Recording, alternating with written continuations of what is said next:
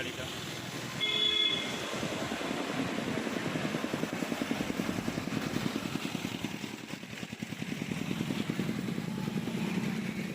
हट हट हट।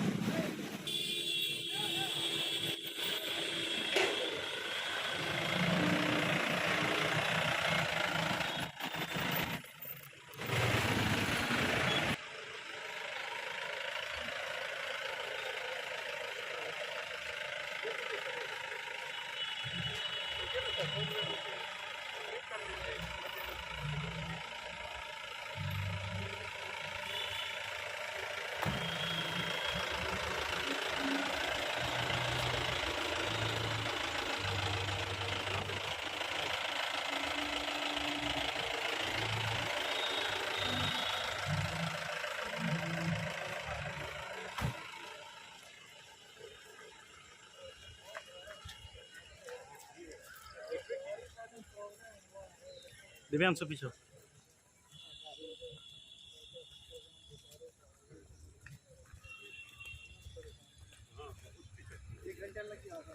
पीछे दिव्यांशु और पीछे।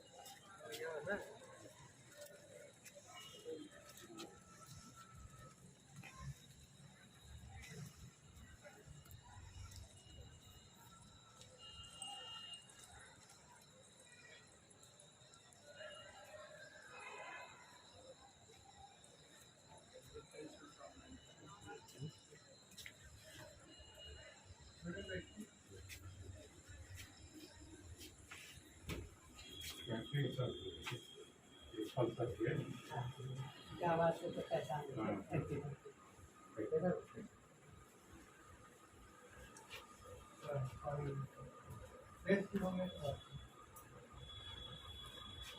भी बात नहीं, मतलब 4 साल के बाद जो है 4 दिन पहले ये हुआ था वो BMC 6 साल से 6 साल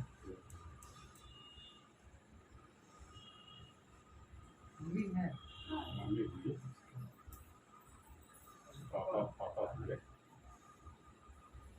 चलिए आप लोग को ढेर सारी शुभकामनाएं और देखिए हमारी इसी स्कूल की प्रोडक्ट। हाँ बताया सर को 2010 में 10 से मैंने मैट्रिक उसका जिद हुआ हम 12 बोकारो से करें बोले उसी के जिद के चलते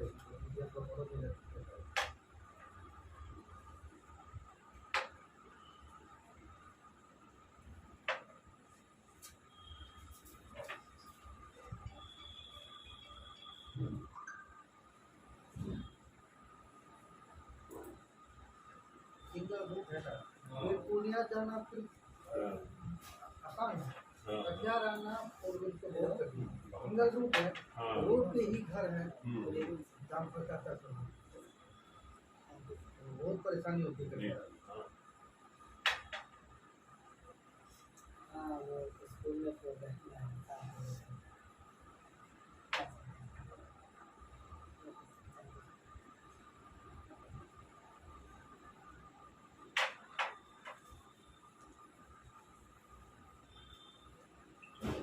मतलब हमारा पहले ही प्रोग्राम करने का। अच्छा पुणे जाना हो गया है। क्या और 12 से 18 तक कहे थे। हाँ हाँ 12 से 18 कहे थे लेकिन आए हम यहाँ 14 को और 15 को वापस निकल गए। वापस निकल गए 2 दिन में निकले। हाँ 15 को यहाँ से निकल गए तो पटना से दिल्ली चले गए।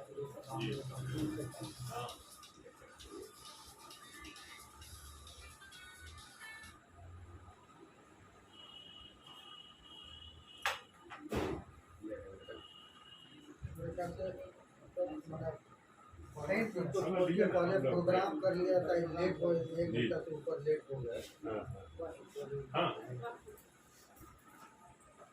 पटना के जो संजय अग्रवाल। हाँ हाँ उनके साथ की। महाकवि संजय साहब।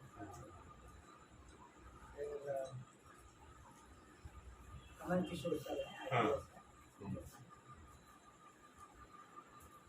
साथ में प्रोग्राम सीएम साहब की जो छोटी बहन थी, हमारी बहन अपनी गोतनी थी सर, नीतीश साहब की। अब सर बैंक में है जी हाँ सुनिए आप। पूर्णिया कौन से देर है हम वासई नहीं टीचर नहीं सौ पर साहब जो इंदौर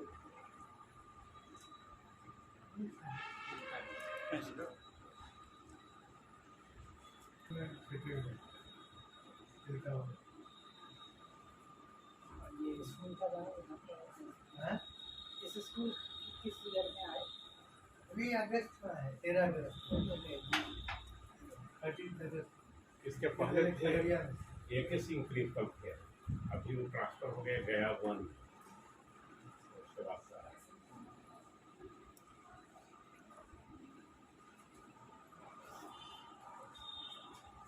पहले बात हुई थी तो मुझे याद था कि 30 के आसपास छुट्टी होगा दिमाग में नजदीक करना है मुझे लगा था कि अब मिस कर जाएंगे तो बार बार हट किया नहीं मिस कर जाएंगे और दूसरे स्कूल के बच्चे को बुला के रखे हैं एक पेज सेटिंग एक पेज सेटिंग होता है आसपास के स्कूल के बच्चों को बुला के कुछ एक्टिविटीज करानी फिर एक सुनहरा मौका है उन लोग को हमें दिक्कत नहीं टीचर है साथ मैंने 1.5 किलोमीटर के रेंज में जो भी स्कूल है वही सब स्कूल को आमंत्रित किया गया।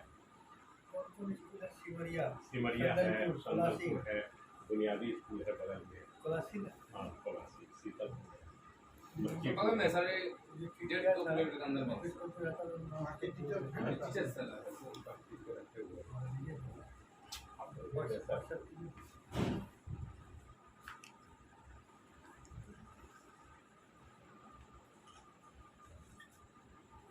भी खड़ा आ जाता है बड़ी बड़ी मुझे आज ये मनोरंजन उसी जाइए और एडजस्ट आइए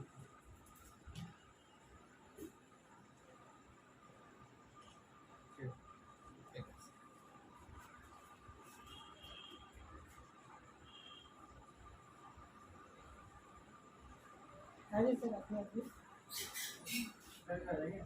हम क्लिक करो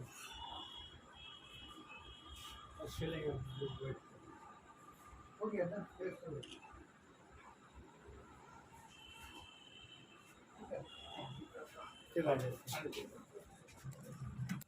लेके चलो प्राथमिक निदेशक मनोरंजन जी मनोरंजन मनोरंजन जी स्कूल वाला फोटो के नाम पे स्कूल का नाम बोला पटना में है एजुकेशन डिपार्टमेंट में है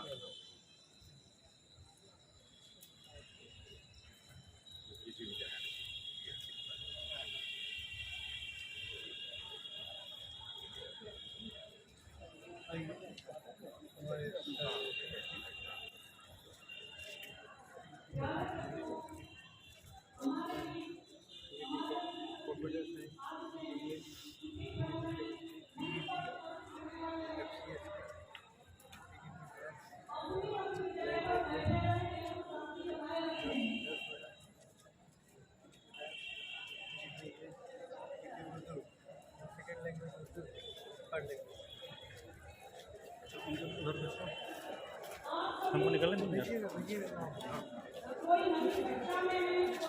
हटना आगे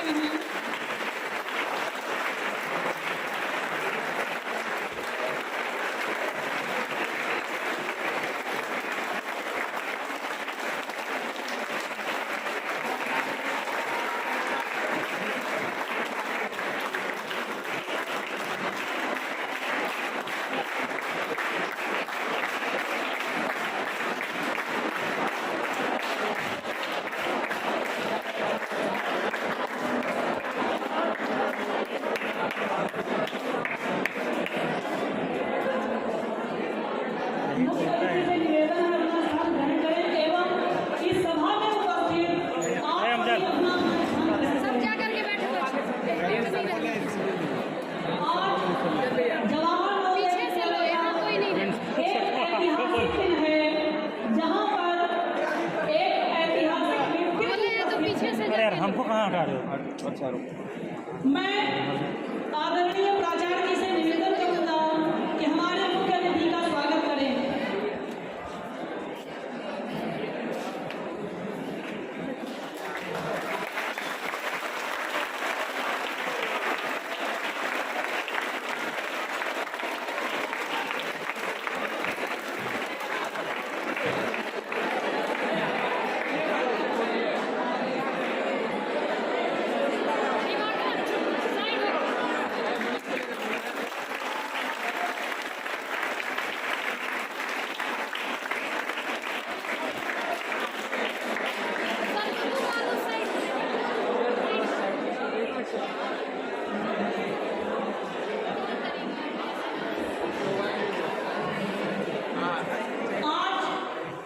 जैसा कि मैं बता रहा था, आज ऐतिहासिक दिन है जवाहर नवोदय विद्यालय कोलासी के लिए।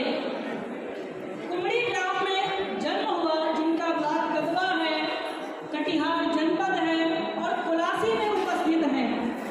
और हम लोगों की शुभकामनाएं हैं सबके साथ कि भावी भविष्य के कलेक्टर हमारे सामने उपस्थित हैं।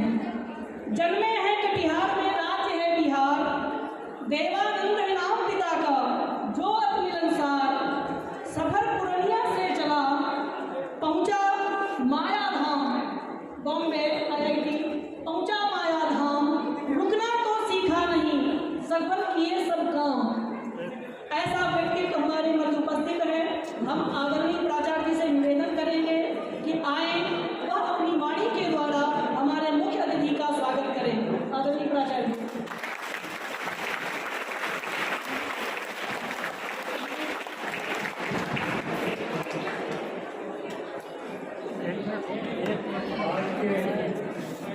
संध्या मेला में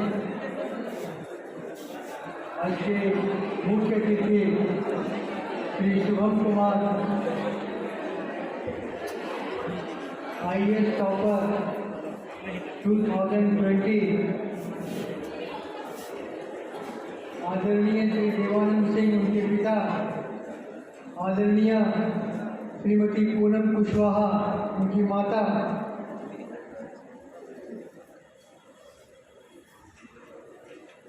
आस पास के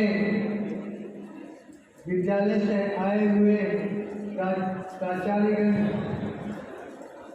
जिस विद्यालय से आए हैं का नाम है उत्क्रमित मध्य विद्यालय सिमरिया, उत्क्रमित high school Sheetalpur, basic school Kolasi, उत्क्रमित मध्य विद्यालय नक्कीपुर, उत्क्रमित हाई स्कूल बालिका high school Madhura, middle school Shivadi. इसमें विद्यालय के शिक्षक, प्राचार्य और छात्र छात्राएं, हमारे जवाहर नवोदय विद्यालय कोलासी कटिहार के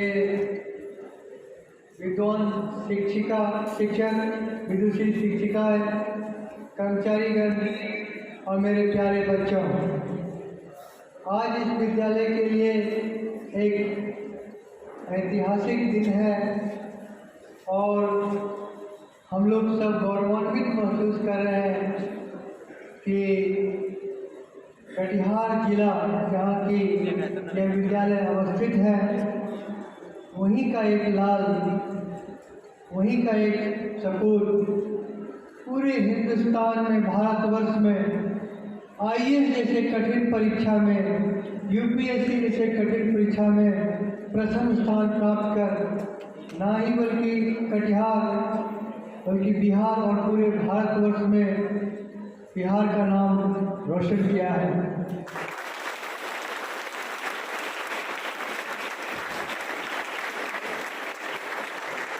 आज इस संध्या मेला में जवाहर नवोदय विद्यालय कोलासी कटिहार के संपूर्ण परिवार, विद्यार्थीगण, शिक्षकगण एवं मैं अपनी ओर से श्री शुभम कुमार का, उनके माता का, उनके पिता का हार्दिक अभिनंदन करता हूँ और स्वागत करता हूँ।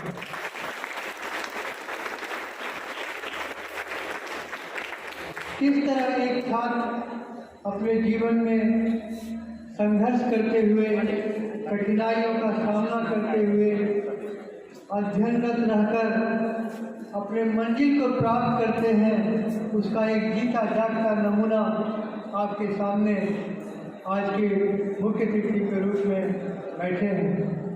आप लोगों के लिए एक प्रेरणा स्रोत है, एक इंस्पिरेशन है, सोर्स ऑफ इंस्पिरेशन आज आपके बीच मौजूद है और वह अपने वाणी से, अपने वक्तव्य से आप सभी को वो गुर सिखाएंगे, वो टिप्स देंगे कैसे IAS की तैयारी करनी चाहिए, किस किस चीज़ की आवश्यकता होती है एक छात्र, एक छात्रा को इस ऊंचाई, इस मुकाम तक पहुंचने के लिए। इसी अवसर का लाभ उठाते हुए हमने आसपास के राज्य सरकार के छात्रों को भी निमंत्रण दिया ताकि उन्हें भी यह अवसर प्राप्त हो सके, उनकी बातों को सुनकर उन्हें कुछ लाभ पहुंच सके। जवाहर नवोदय विद्यालय एक जिला का एक पेस सेटिंग ऑर्गेनाइजेशन है, गति निर्धारक संस्थान है, इसीलिए इस मौके को हमने एक गति निर्धारक कार्यक्रम के रूप में बदल दिया ताकि हमारे नवोदय विद्यालय के छात्र छात्राओं के साथ साथ अन्य विद्यालय के छात्र छात्राओं को भी इसका लाभ मिल सके। श्री शुभम कुमार हमारे कटिहार जिला के गौरव के रूप में हैं। बिहार में इससे पहले भी एक दो लोग IAS में टॉप किए, लेकिन कई वर्षों तक यह पद खाली था और करीब पहुँचते रह जाता था, लेकिन इन्होंने यह कीर्तिमान स्थापित कर लिया और हम लोग बहुत ही गौरवान्वित महसूस कर रहे हैं इनके प्रथम स्थान प्राप्त करने पर। और इनका अंत में मैं फिर पुनः स्वागत करते हुए इनसे अनुरोध करूंगा कि अपनी संक्षिप्त वाणी से हमारे छात्र छात्राओं को, आसपास के छात्र छात्राओं को आशीर्वचन दें और बताएं कि आपने किस तरह से तैयारी की और इन्हें भी बताएं कि ये किस तरह से तैयारी कर अपने जीवन, अपने लक्ष्य को प्राप्त करेंगे और सभी क्षेत्र में सफलता प्राप्त करेंगे।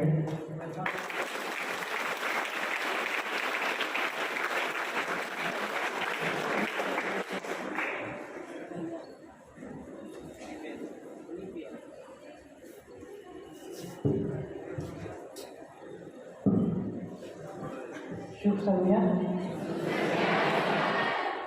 Respected principal sir, teachers and my dear friends. First of all, I would like to thank you for calling me here. मैं सबसे पहले धन्यवाद अदा करना चाहूँगा क्योंकि जब भी मैं स्टूडेंट से बात करता हूँ, इंटरेक्ट करता हूँ तो मुझे बहुत अच्छा लगता है क्योंकि एक टाइम कुछ साल पहले मैं उस साइड था, अभी रिजल्ट के बाद इस साइड में आ गया। तो मैं भी अपने स्कूल में पूर्णिया से मैं अपना मेट्रिकुलेशन किया, तो वहाँ पे भी बहुत लोग आते थे रिजल्ट के बाद या कुछ अच्छा करके, तो बहुत अच्छा लगता था दूसरों को सुनना, दूसरों से प्रेरणा लेना। तो मैं कोशिश करूँगा कि आपके जो भी डिमांड्स हैं, जो भी एस्पिरेशंस हैं, उसको मैं फुलफिल कर पाऊँ। आप लोगों में से कितने लोग जो हैं IAS ऑफिसर बनना चाहते हैं? कितने लोग लास्ट मंथ तक बनना चाहते थे, रिजल्ट के बाद जो है ट्रांसफर हो गए थे, अब IAS ऑफिसर बनना है? कितने लोग डॉक्टर बनना चाहते हैं, इंजीनियर, पायलट? कितने लोग आर्मी ज्वाइन करना चाहते हैं? बहुत लोगों का हाथ बहुत 2-3 प्रोफेशन में है। जब मैं क्लास 5, 6, 7, 8 में था तो पूरी तरह से डिसाइड नहीं कर पा रहा था कि एग्जैक्टली 100% किस एरिया में जाना है। और ये बहुत कॉमन है कि आपको क्लास 6 में लगेगा कि इंजीनियर बनते हैं, 7 में लगेगा कि डॉक्टर बनते हैं, वो चेंज होगा। और जो आपका सोसाइटी, आपका जो माहौल है, जो आपका एक्सपीरियंसेस होगा, उससे वो प्रभावित होता है। तो ये बहुत कॉमन चीज़ है कि आपको एग्जैक्टली डिसाइड ना हो। अगर आप पहले से डिसाइडेड हैं तो अच्छी बात है, लेकिन जो आपका अभी शॉर्ट टर्म गोल्स हैं कि आपको क्लास में अच्छा करना है, आपको अपने विद्यालय में अच्छा करना है, 10th में अच्छा करना है, 12th में अच्छा करना है, तो आप पहले उस पर भी फोकस कर सकते हैं। रेजिडेंशियल स्कूल आपको बहुत चीज़ सिखाता है। मैं भी एक रेजिडेंशियल स्कूल का प्रोडक्ट हूँ। अपने घर से दूर रहा, 6 साल के लिए से मैं अपने घर से बाहर रहा, और फिर क्लास 6 से क्लास 10 एक्चुअली में मेरा एक रेजिडेंशियल स्कूल है, वहाँ पे मैंने अपनी पढ़ाई की। और 2 साल 3 साल मेरे से बड़ी मेरी दीदी है, और उन्होंने इसी विद्यालय से क्लास 10th जो है वो 2010 में उन्होंने कंप्लीट किया। और जब मैं ऑलमोस्ट क्लास 5 या क्लास 6 में था तो ये विद्यालय में विजिट भी किया था। तो आई थिंक रेजिडेंशियल स्कूल से आप बहुत चीज़ सीख सकते हैं। जो पढ़ाई है, पढ़ाई तो आप और स्कूलों में भी, जो नॉर्मल डे स्कूलिंग है वहाँ भी आप कर सकते हैं। रेजिडेंशियल स्कूल में पीयर लर्निंग होता है कि आप दूसरों से, क्योंकि आप दूसरों के साथ रहते हैं तो उनके साथ रह के आप सीख सकते हैं। आपको स्पोर्ट्स इंफ्रास्ट्रक्चर बहुत अच्छा मिलता है। आप कोशिश करें कि अपने हॉबीज़ को डेवलप करें, पढ़ाई के साथ साथ आप गेम्स खेलें, या स्कूल से कोई विजिट होता है वहाँ जाएं, या प्रोजेक्ट्स मिलते होंगे, या कोई कंपटीशन होता होगा, एक्स्ट्रा करिकुलर एक्टिविटीज़ पे आप ध्यान दें। हो सकता है शुरुआत में आपको लगता हो कि भाई इनका क्या योगदान है, but believe me it plays a very important role in your overall personality development.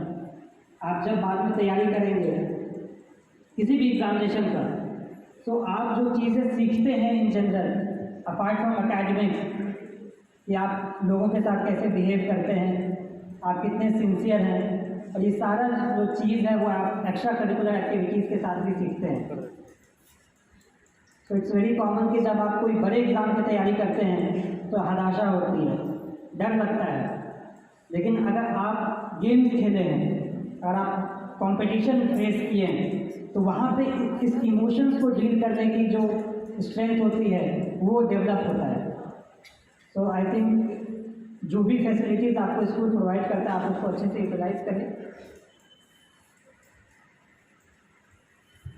एक और चीज़ है कि मैं अपने विद्यालय में अपने टीचर्स को देख के भी सीखता था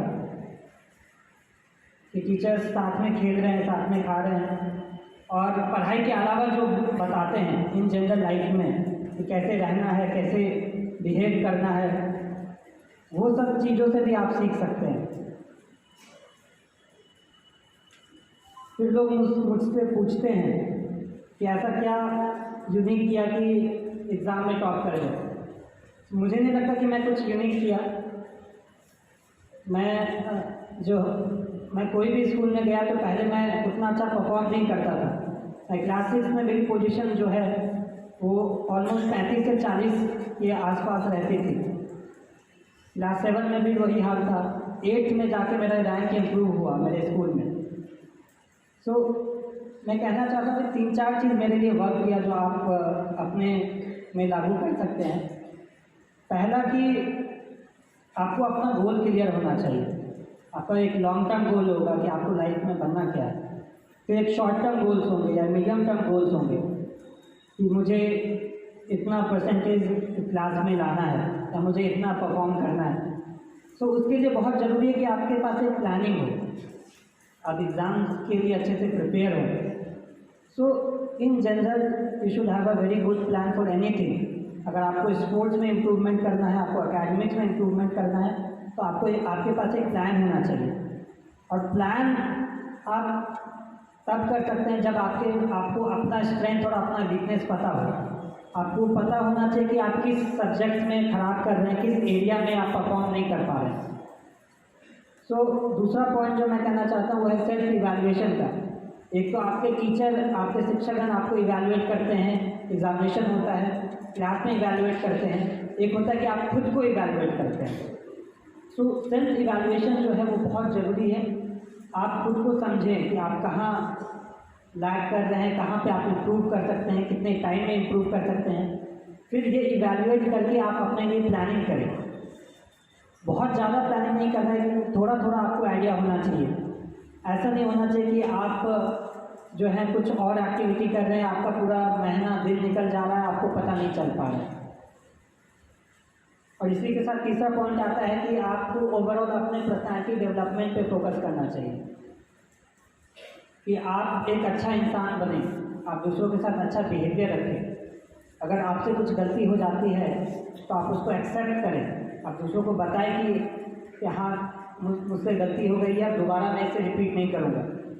तो आई थिंक कुछ लोग ऐसे होते हैं जो गलती पे गलती करते हैं, लेकिन वहीं पे आप कुछ लोग देखे होंगे जो एक बार गलती करते फिर उससे सीखते हैं और उसको दोबारा गलती नहीं करते। एक सॉरी बोल देने से काम नहीं बनता है, आप अंदर से जो है उसको महसूस करें और उस गलती को आप कम करें। गलतियाँ होंगी लाइफ के हर स्टेज में, यू विल डू मिस्टेक्स, लेकिन आप जब उस गलतियों से आप फेलियर भी देखेंगे। आप हो सकता है कि जो भी आप अपने लिए टारगेट करके उस चीज़ को अचीव ना कर पाएँ, लेकिन उस फेलियर से अगर जब आप उठते हैं तो आपको बहुत बड़ा मोटिवेशन देता है, फिर आप एक जो है एक बड़े मुकाम तक पहुंच सकते हैं। आई थिंक अगर आपके पास कोई क्वेश्चन है कोई बच्चों को ओके, मैं जो है मैं स्पीच के बाद क्वेश्चंस को लूँगा।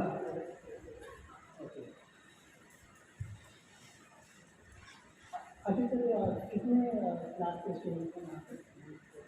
9 बाकी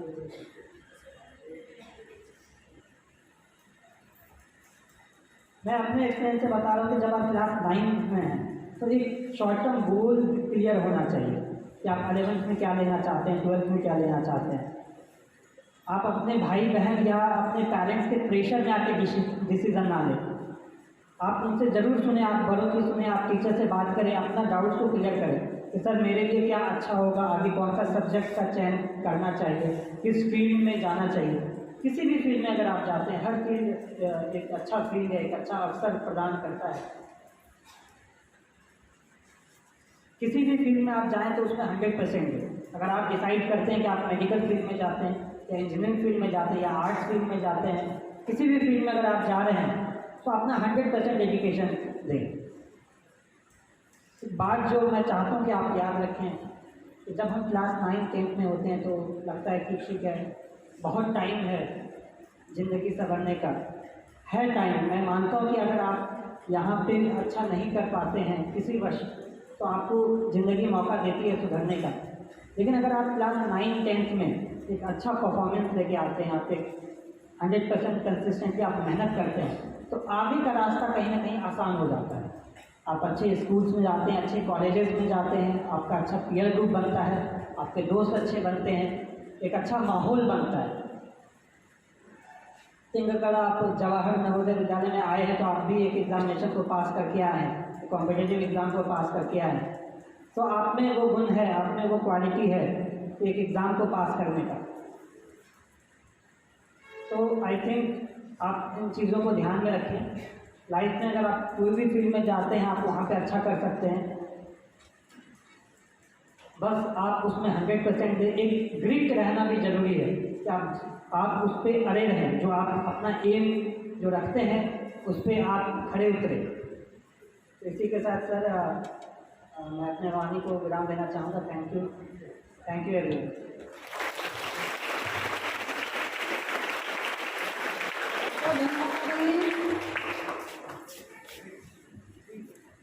एक माइक बच्चों को पकड़ा दीजिए। पहला प्रश्न सर है पवन कुमार, 12th साइंस। आप अपनी जगह खड़े हो जाए, माइक पहुंचा दें। इसके बाद बिस्मिल।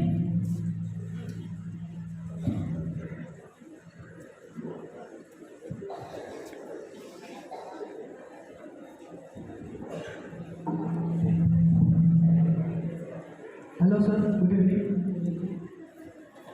मेरा नाम पवन कुमार है, क्लास 12th साइंस। मैं सोनेली कदवा से बिलोंग करता हूँ। सर मैं आपसे ये जानना चाहता हूँ कि जब आप यूपीएससी की तैयारी कर रहे थे क्या सर आपके मन में इस तरह का क्वेश्चन नहीं आया कि छोड़ देते हैं, रहने देते हैं, क्योंकि बोला जाता है कि यूपीएससी बहुत ज़्यादा टफ एग्ज़ाम है।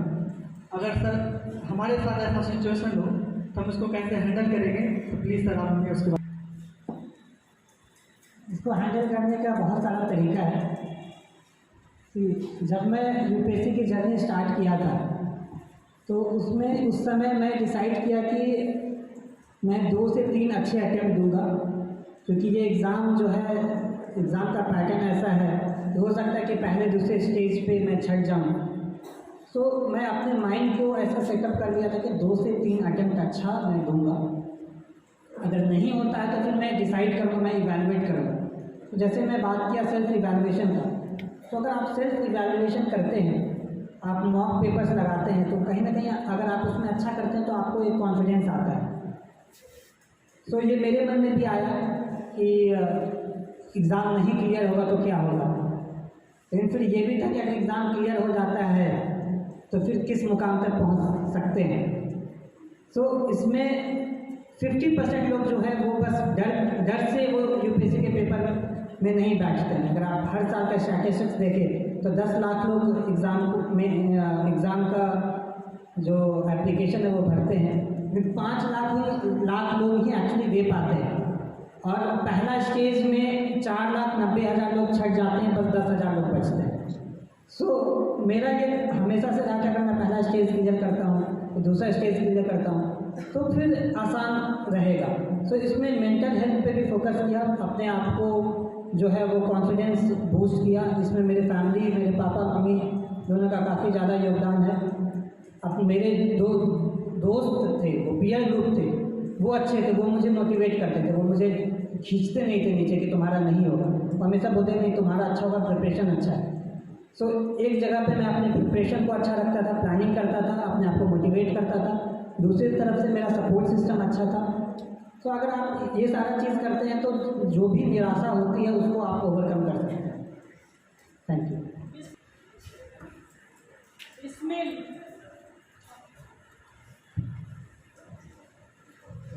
इसके बाद साक्षी कुमारी।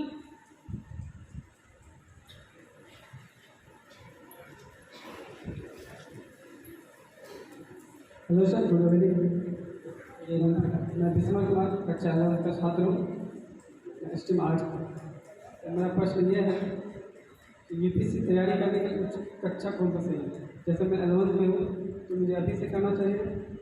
बहुत कोई बोलते हैं कि ग्रेजुएट के बात करो, तो कब से तैयारी जो है यूपीएससी का जर्नी जो है वो कॉलेज के फाइनल ईयर से स्टार्ट किया। फाइनल ईयर का लास्ट सेमेस्टर ऑलमोस्ट कॉलेज ख़त्म होने के बाद मेरा ये मानना है कि कॉलेज में आप एकेडमिक्स के अलावा बहुत चीज़ें सीखते हैं, तो कॉलेज को अच्छे से करना चाहिए।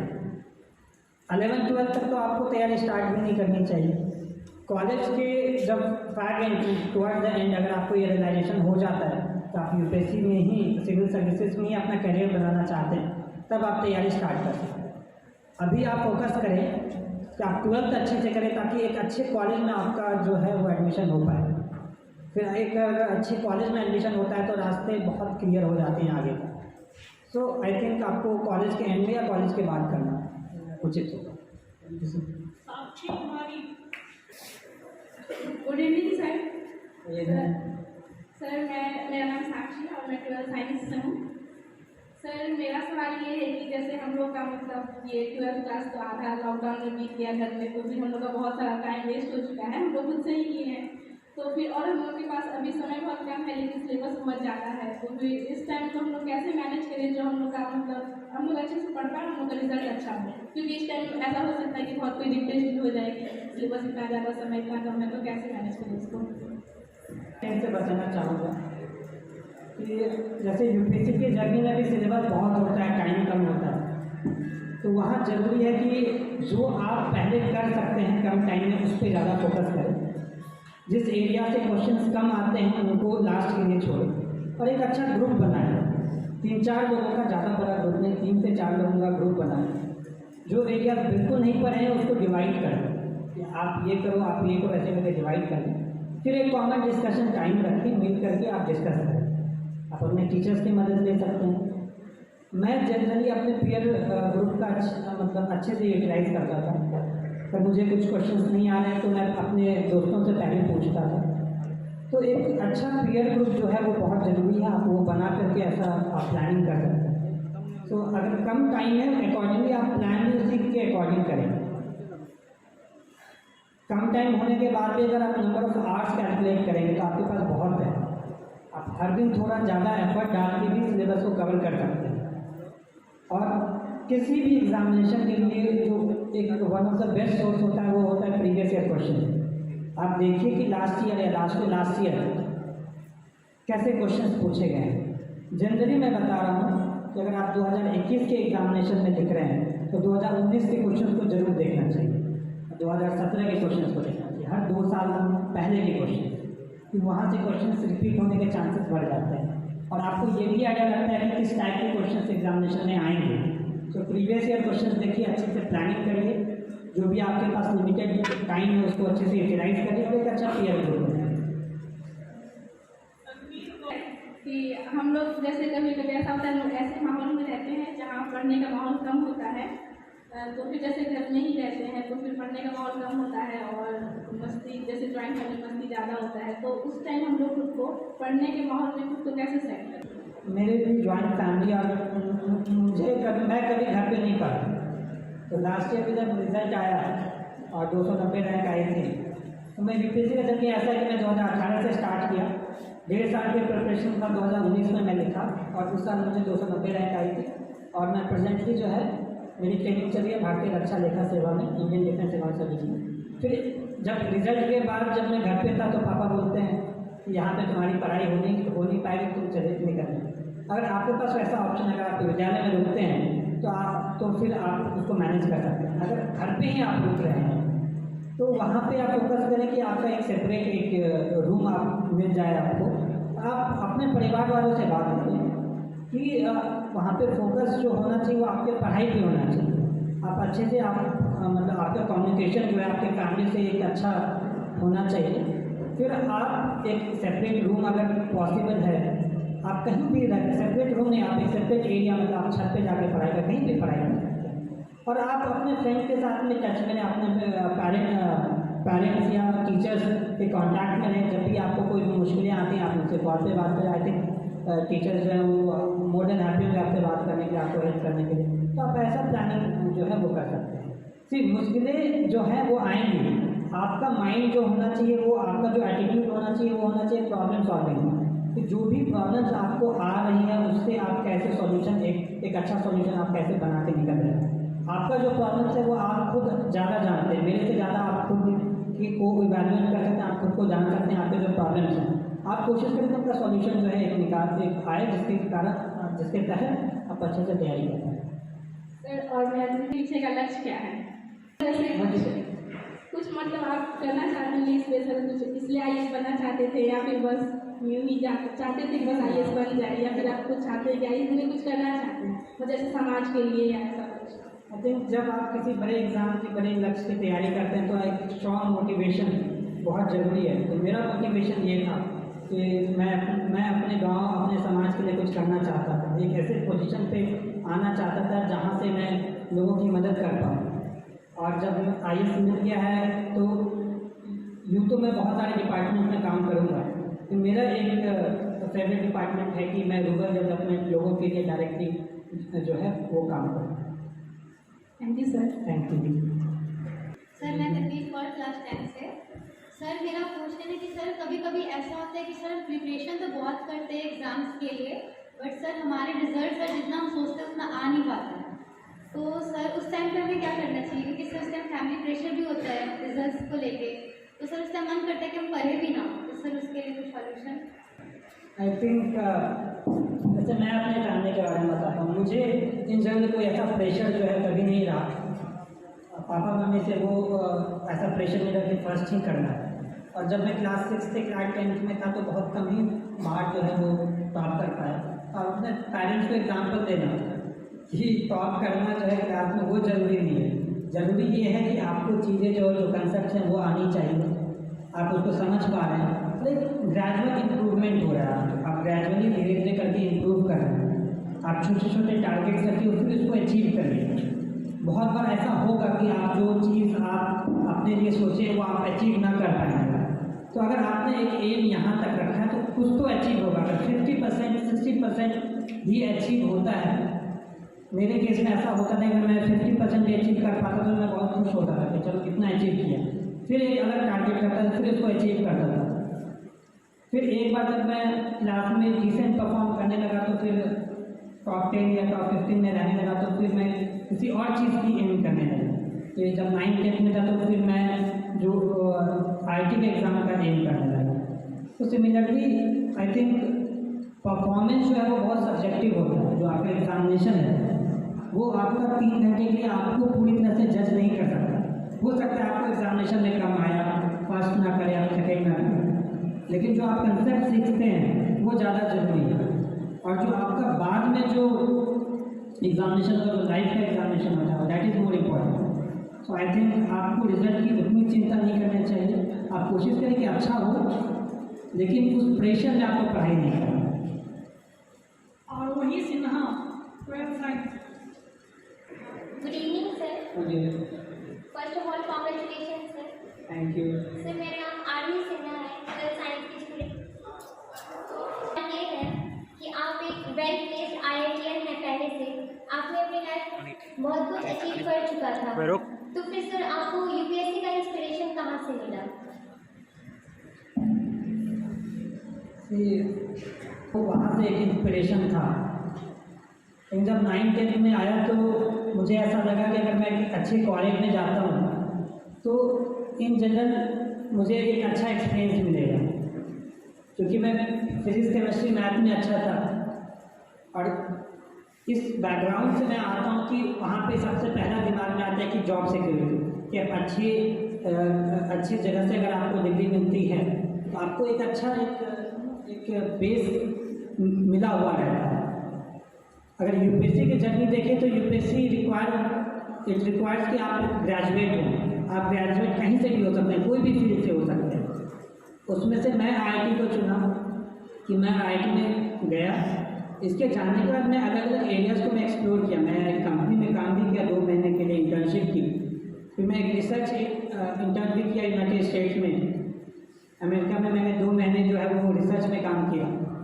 फिर जाके मैंने डिसाइड किया कि मेरा जो कैपेबिलिटी है, मेरा जो इंटरेस्ट है वो एडमिनिस्ट्रेशन की तरफ है। तो फिर एक इन्फॉर्म डिसीज़न लिया। तो लाइफ में ऐसा आपको हो सकता है कि आप किसी भी एरिया में हैं, किसी भी फील्ड में हैं, आपको किसी भी टाइम लग सकता है कि नहीं आपके लिए ये चीज़ अच्छा है, ये चीज़ अच्छा है।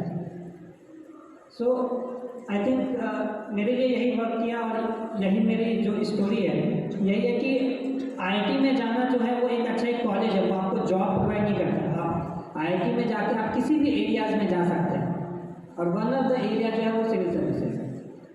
Thank you sir. Thank you. Good evening sir. मेरा प्रश्न ये है, आपने BTech सिविल इंजीनियरिंग से की है, तो आपने UPSC में ऑप्शनल में सिविल क्यों नहीं लिया? तो सबसे पहला फोकस जो था वो सिविल इंजीनियरिंग पे था। तो मैंने सिविल इंजीनियरिंग जो है वो डिसाइड किया, लेकिन civil engineering as my optional जो है सिविल सर्विसेज के एग्जामिनेशन में आउट ऑफ 2025 मार्क्स 500 मार्क्स का ऑप्शनल होता है। तो मैं सिविल इंजीनियरिंग डिसाइड किया, लेकिन तैयारी करते करते मुझे यह रियलाइजेशन हो गया कि इवन तो मैं IIT में एक डिसेंट परफॉर्मर था सिविल इंजीनियरिंग में, लेकिन अगर मैं इसको 2 साल तक कंटिन्यूस तैयारी करता हूँ तो भी मैं उतना अच्छा परफॉर्म नहीं कर पाऊँगा। मैं बात किया हूँ अपना सेल्फ इवैल्यूएशन का, अपने स्ट्रेंथ एंड वीकनेस को पहचानने का। सो मैं पहचाना कि जब कॉलेज में था तो मैं थ्योरी वाले कोर्सेज में अच्छा करता था, लेकिन कहीं ना कहीं मुझसे कैलकुलेशन में एरर हो जाता था। और अगर मैं उस चीज़ को कंटिन्यू करूँगा तो मुझे अच्छे मार्क्स नहीं मिल पाएंगे, और मैं जो मैं चाहता हूँ हाईएस्ट बनना, वो वाला सपना जो है वो अधूरा रह जाएगा। और दूसरा ये कि बहुत दिनों से मैं साइंस सब्जेक्ट्स पढ़ रहा था, और मुझे एक इंटरेस्ट भी था सोशल साइंस सब्जेक्ट में कि कोई एक सोशल साइंस सब्जेक्ट पढ़ूँ। सो कॉलेज में मैं 1-2 कोर्सेज में जो है वो मैं चूज़ किया था, तो वहाँ से एक थोड़ा इंटरेस्ट डेवलप हुआ। और जब ये डिसाइड हुआ कि सिविल इंजीनियरिंग जो है वो नहीं कर लूँगा, तो फिर सोशल साइंस की तरफ मेरा रुझान बढ़ा और फिर मैं सिलेक्शन किया। तो मुझे ऐसा लगा कि सोशल साइंस का एक्सपीरियंस और प्लस जो मेरा साइंस का बैकग्राउंड है वो कहीं ना कहीं मुझे हेल्प करेगा एक ओवरऑल एक नॉलेज एक अच्छा नॉलेज गेन करने में। Thank you sir. Thank you sir. First of all comments to you sir. मेरा सवाल ये है कि आपने कब डिसाइड किया कि यूपीएससी क्लियर करना है? कौन सा स्टेज में मुझे यूपीएससी क्लियर करना है? जो है वो 2017 के एंड में आया जब मैं अपना रिसर्च इंटर्नशिप कर रहा था यूनाइटेड स्टेट्स ऑफ अमेरिका में। तो वहाँ पे मैं डिसाइड किया। पूछेंगे क्यों? जो इन जनरल जो आपका एम होता है वो एक दिन में डिसाइड नहीं होता। आप किसी एक दिन को आप डेडिकेट नहीं कर सकते कि आज ये बनेंगे। अगर आप वो डिसाइड करते हैं तो कहीं ना कहीं गलत है। तो ये मेरा जो मोटिवेशन है वो ओवर द ईयर्स बिल्डअप हुआ। फिर जब मैं वहाँ था, चूँकि मैं ऑर्सन एरियाज में काम कर चुका था और फिर वहाँ का डेवलपमेंट देखा, फिर मैं कंपैरिजन किया, फिर मैं देखा कि इंडिया अपना जो देश है भारत वो इस डेवलपमेंट स्टेज में है कि अगर एडमिनिस्ट्रेटिवली अगर आप किसी पोस्ट पे होते हो तो आप बहुत अच्छे तरीके से overall development overall welfare of society के लिए आप कंट्रीब्यूट कर सकते हैं। तो ये सारा चीज़ एनालाइज करते हुए मैं 2017 के ऑलमोस्ट एंड में ये मैं डिसीजन लिया।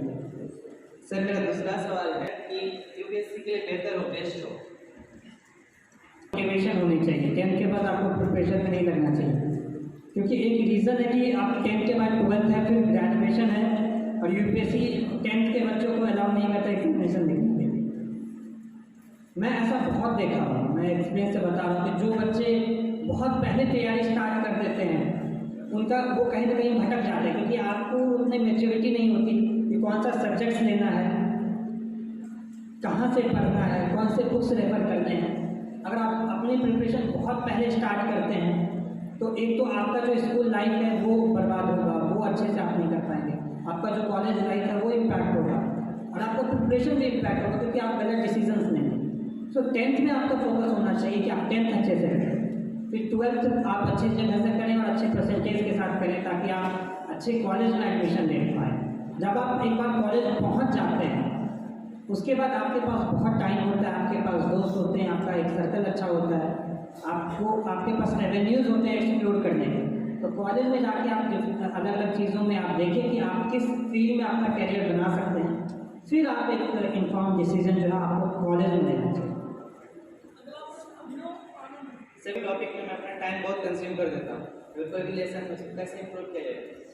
आई थिंक आपको कंसंट्रेशन पे फोकस करना चाहिए, आपको एफिशिएंसी बढ़ानी चाहिए।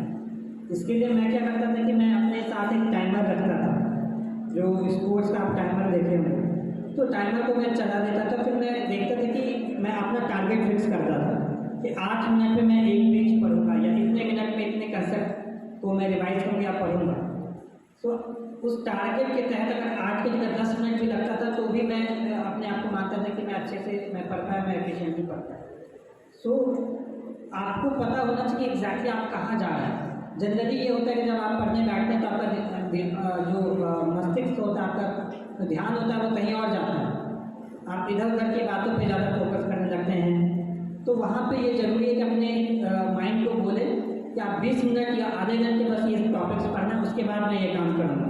तो इस तरीके से आपको जो है आपको एफिशिएंसी आपको जो है वो करना चाहिए, आपको फोकस्ड स्टडी करना चाहिए। तो आप देखेंगे कि बहुत बड़ा इम्प्रूवमेंट आता है। जैसे 10th में मैं एक बार किया था कि पढ़ाई नहीं हो पा रही थी अच्छे से और एग्जामिनेशन आ रहा था।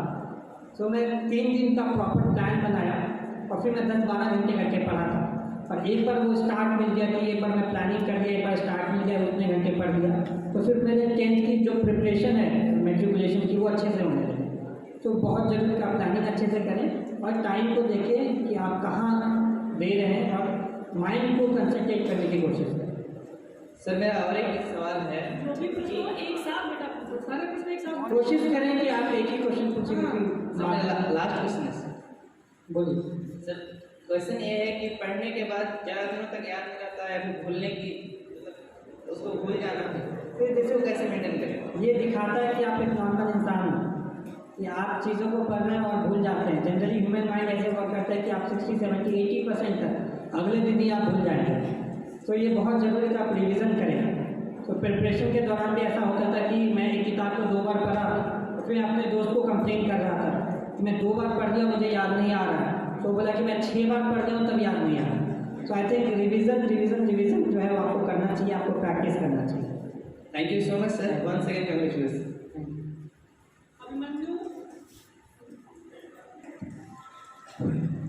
Good evening sir. सर मैं अभिमन्यु आनंद क्लास 10 से हूँ। सर मेरा प्रश्न ये है कि सर यूपीएससी के एस्पिरेंट जो हैं ये होता है कि हिंदी वाले का अच्छा रिजल्ट नहीं आता है। इवन इस बार देखा जाए तो टॉप 200 में भी सर हिंदी वाले का कोई रैंक नहीं है, तो इस विषय में आप क्या करेंगे? यूपीएससी जो है वो कॉन्स्टिट्यूशनल बॉडी है, वो ऐसा कोई डिस्क्रिमिनेशन नहीं करती। जरूरी अभी तक क्या हो रहा था कि हिंदी मीडियम छात्रों के लिए जो रिसोर्सेज हैं, जो बुक्स हैं, वो किताबें हैं, वो हिंदी में अवेलेबल नहीं थी। लेकिन अब धीरे धीरे करके वो आप जब तक आप तैयारी करेंगे तब तक वो अवेलेबल हो जाएंगे। धीरे धीरे करके जो है जो गाइडेंस चाहिए वो प्रॉपर अब हिंदी मीडियम के छात्रों को भी मिल रहा है। तो आई थिंक कुछ सालों में ये रिजल्ट चेंज होगा। और अगर मैं स्पेसिफिक जाऊँ तो बहुत बार ऐसा हो जाता है कि जैसे इंग्लिश मीडियम के लिए एक न्यूज़पेपर होता है, द हिंदू इंडियन एक्सप्रेस हम लोग पढ़ते हैं, हिंदी मीडियम के लिए नहीं होते। तो कहीं ना कहीं वो इन्फॉर्मेशन का गैप होता है, लेकिन अब वो फुलफिल हो रहा है क्योंकि बहुत सारे कोचिंग इंस्टीट्यूट, बहुत सारे जो अब स्कॉलर्स हैं वो हिंदी में भी गाइडेंस दे रहे हैं और हिंदी में भी किताबें आ रही हैं। तो आप उस चीज़ को रेफर करके आई थिंक जो आपका बेस है, जो भी आप लैंग्वेज अभी तक जो आप फॉलो किए वही फॉलो करें और उसी में तैयारी करें। बच्चे सब यहाँ प्रसून राग 8वीं कक्षा का है। सर मेरा प्रश्न ये है कि जब आप क्लास 8 या 9 में थे तो फिर आप कैसे प्रिपरेशन करते थे? मैं 7th में आउट ऑफ 180 या 120 लोगों में 120 लोगों में मेरा जो पोजीशन होता था वो 40 के अराउंड होता था। 7th में 45 के करीब चला गया। तो मेरा फोकस ये था कि मैं टॉप 10 में आऊँ।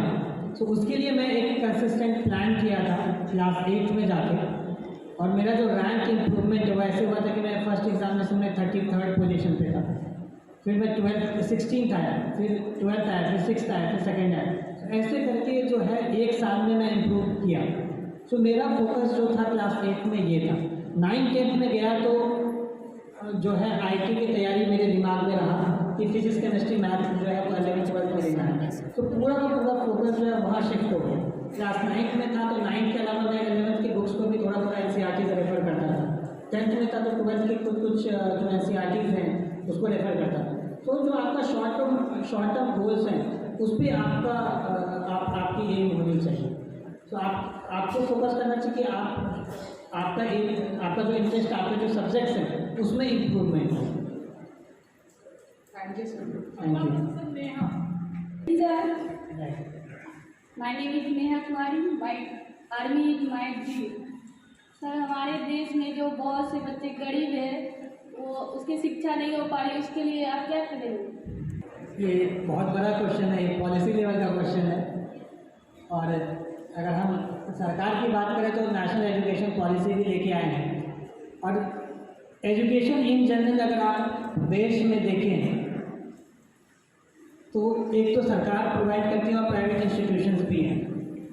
कहीं ना कहीं उसमें जो खामियां हैं, मैं कोशिश करूँ कि हर लेवल पे, चाहे वो प्राइमरी एजुकेशन हो, सेकेंडरी हो या हायर एजुकेशन हो, उस पर वर्क करूँ। इस पर काम करने के काफ़ी सारे तरीके हैं कि अगर एजुकेशन अच्छा नहीं है उसका रीज़न्स होते हैं कि इंफ्रास्ट्रक्चर अच्छा नहीं है, या इंफ्रास्ट्रक्चर है तो टीचर्स जो है वो अच्छे से ट्रेन नहीं है, टीचर्स की अवेलेबिलिटी नहीं है।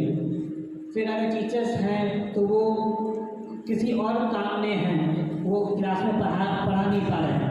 अगर वो क्लास में पढ़ा पा रहे हैं तो बच्चे समझ नहीं पा रहे हैं किसी रीजन्स की वजह से। अगर बच्चे समझ भी पा रहे हैं तो उनका आउटकम जो लर्निंग है वो नहीं हो पा रहा है। तो हर एक स्टेज पे अलग अलग प्रॉब्लम्स होती हैं, उनका अलग अलग सॉल्यूशंस होता है। सो मैं ये कोशिश करूँगा कि उन प्रॉब्लम्स को मैं दूर कर पाऊँ। अगर स्पेसिफिक जाए तो काफ़ी सारे तरीके हैं, काफ़ी सारे स्टेट्स हैं। और हरियाणा की बात करते हैं तो वहाँ पे लिटरेसी रेट कम था, लेकिन वो बहुत कम टाइम में इम्प्रूव किया। विद इन बिहार भी हम लोग कुछ डिस्ट्रिक्ट्स ऐसे हैं जो अच्छा एजुकेशन में करते हैं, तो उनके जो मॉडल एग्जाम्पल्स है उसको मैं कोशिश करूँगा कि इम्प्लीमेंट कर पाऊँ। Thank you. Good evening. आप 6 क्लास में थे तब क्या क्या कर रहे थे?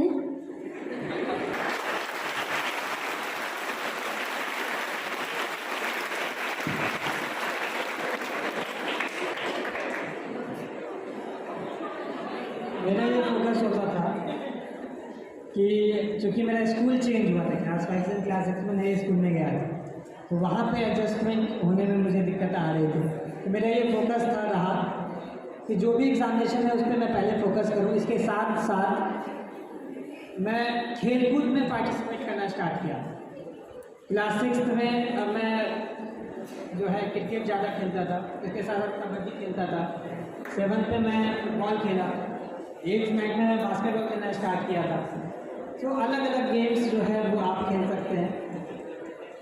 आप ये कोशिश करें कि आप यहाँ से आप अच्छे हैबिट्स को डेवलप करने की कोशिश करें। जैसे मेरे स्कूल में मेरे डायरेक्टर सर बोलते थे कि जब आप अपने रूम से बाहर निकलिए तो फैंस और जो लाइट्स है उसको बंद करके निकलिए।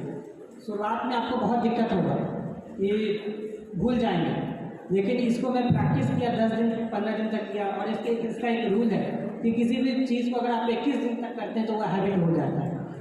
तो अगर आप इस तरह के गुड हैबिट्स को आप कोशिश करें कि आप वो इनकलकेट करें। अगर आप इसके साथ साथ आप कोशिश करें कि आप अच्छे दोस्त बनाएं, अच्छे ग्रुप में, और फिर पढ़ाई आप अच्छे से करें, आप खेलकूद भी करें, आप अपना बिहेवियर को अच्छे रखें अपने पेरेंट्स के प्रति, अपने शिक्षकगण के प्रति। ठीक है सर, मेरा सवाल ये है कि पढ़ाई के दौरान होने वाले डिस्ट्रैक्शन से कैसे बचा जा सकता है? जैसे अगर मैं अपना एग्जांपल दूँ तो जब मैं प्रिपरेशन स्टार्ट किया था तो मेरे काफ़ी सारे फ्रेंड्स जो हैं अच्छे अच्छे जॉब, अच्छे अच्छे पोजीशंस पे थे, कमाई कर रहे थे, विदेशों में थे, फिर उसका फ़ोटो खींच के फेसबुक पे डालते थे। तो कहीं ना कहीं लगता था कि मैं क्या कर रहा हूँ। तो मैं अपना, अगर मुझे ऐसा लगा कि जो ऑनलाइन मीडिया है, फेसबुक है, उससे मुझे डिस्ट्रैक्शन हो रहा है, तो मैं अकाउंट को डीएक्टिवेट कर दिया। सिमिलरली काफ़ी सारे और डिस्ट्रैक्शंस आए, तो वहाँ पे ज़रूरी है कि आप सेल्फ एनालिसिस करें कि किससे आपको डिस्ट्रैक्शन हो रहा है, फिर एक सॉल्यूशन लेके आए। तो अगर आपके दोस्त अच्छे नहीं हैं, आपके दोस्त डिस्ट्रैक्ट कर रहे हैं प्रिपरेशन में, तो उन दोस्तों से आप दूरी बनाएं। अगर आप मोबाइल पे ज़्यादा टाइम दे रहे हैं तो माइंड को बोले कि बस मैं 2 घंटे पढ़ूंगा फिर ये काम करूंगा। तो आप 2 घंटे पढ़ें, आप पढ़ने में इतने मशहूर हो जाएंगे कि आप बाकी चीज़ों में भूल जाएंगे। तो आप एक प्लानिंग करें, आप माइंड को कंट्रोल करने की कोशिश करें। याद रखिए जो आप है, आपका जो शरीर है, आपका जो माइंड है, सब अलग अलग चीज़ है। आप अच्छे से तीनों चीज़ों को आप जो है कंट्रोल कर सकते हैं। जब ये तीनों चीज़ आपकी बस में होगी तब आपका एक अच्छा कोई भी एग्ज़ाम के लिए, किसी भी चीज़ के लिए आप उस चीज़ को अचीव कर पाएंगे। सो इसी के लिए लोग बोलते हैं कि आप मेडिटेशन करें। अगर आप नहीं कर पा रहे हैं, कंसंट्रेशन में दिक्कत नहीं, तो आप मेडिटेट करें। आप सोचें, अगर आप अपने आप के लिए सोचते हैं तो भी वो एक तरह का मेडिटेशन है। तो वो सब चीज़ों पे आप ध्यान दें। Thank you sir. Thank you. Hello, good evening sir, मैं रिचा हूँ और मैं अभी फाइनल ईयर में हूँ। सर, जैसा कि यूपीएससी में एक लॉन्ग टर्म प्रिपरेशन चाहिए, हार्ड वर्किंग चाहिए, तो उसके लिए प्रिपरेशन के दौरान उसे अपनी पढ़ाई को कंसिस्टेंटली कैसे डेली मेंटेन करके रखना है, अपने आवर्स को कैसे मेंटेन करके रखना है और खुद को कैसे मोटिवेटेड रखना है रोज उसको प्रिपरेशन करने के लिए। सर क्वेश्चन है, जैसे अगर आपका जो प्लानिंग है, जैसे मैं अपने लिए एक 1.5 ईयर्स का प्लान लेके चला था कि 1.5 साल में मैं ये चीज़ें करूँगा, तो फिर उस 1.5 साल को 1.5 ईयर्स को मैं डिवाइड किया कि इतने महीने ये मैं पढ़ूंगा, इतने महीने ये पढ़ूंगा, ऐसे करके। तो एक प्रॉपर प्लानिंग जो है वो बहुत ज़रूरी है। फिर एक बार मैं एक लॉन्ग टर्म प्लान कर लिया तो फिर मैं मंथली और डेली का प्लान करता था। जब एग्जामिनेशन पास होता था तो 1-1 घंटे का हिसाब होना चाहिए कि आप कहाँ पे टाइम दें। फिर प्रीलिम्स और मेंस के बीच में मैं अपने दिन को 5 स्टडी स्लॉट्स में डिवाइड करके रखा।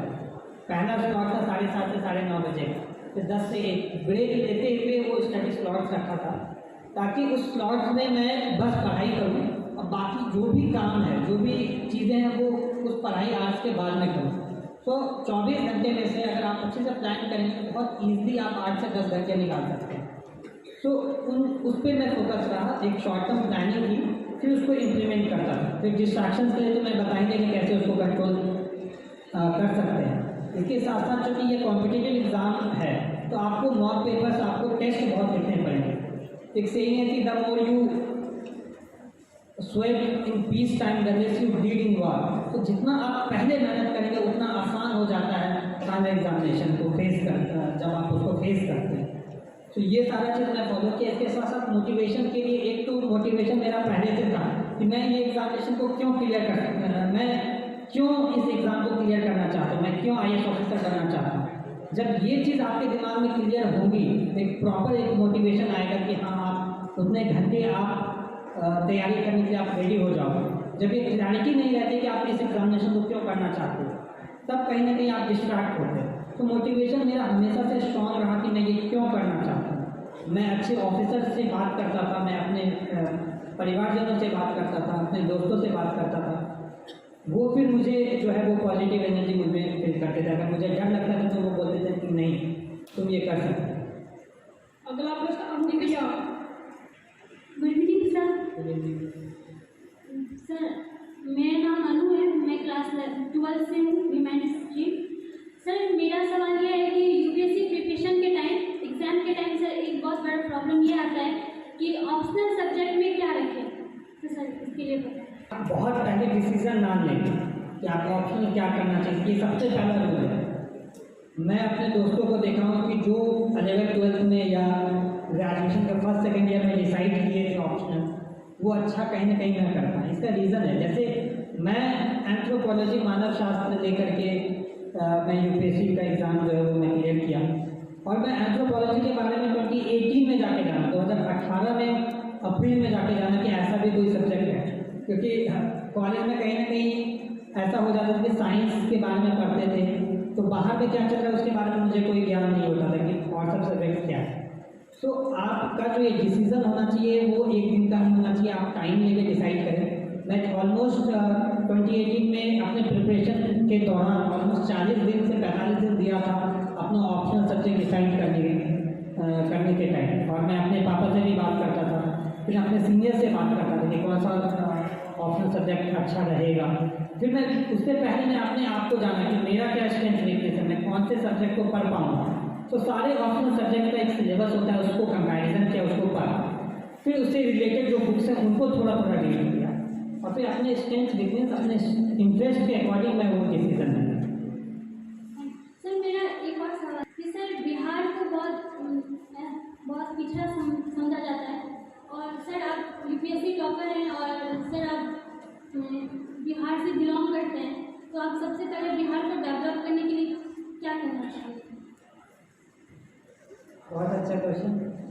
बिहार इवन तो ये एक स्टेट, एक यूनिफॉर्म स्टेट जैसा लगता है, लेकिन बिहार के भी अलग अलग रीजन है और वो रीजन में अलग अलग प्रॉब्लम्स होती हैं। तो पहले मैं कोशिश करूँ कि जिस भी, क्योंकि मेरी जो पोस्टिंग होगी वो पहले एक डिस्ट्रिक्ट के नीचे पोस्टिंग होगी, फिर एक डिस्ट्रिक्ट लेवल में आएंगे, फिर 15 साल काम करने के बाद मैं एक डिपार्टमेंट को हिट करूँगा जो पॉलिसी कोऑर्डिनेशन का स्टेज होता है, तब मैं ओवरऑल बिहार के चीज़ों को मैं देखूंगा।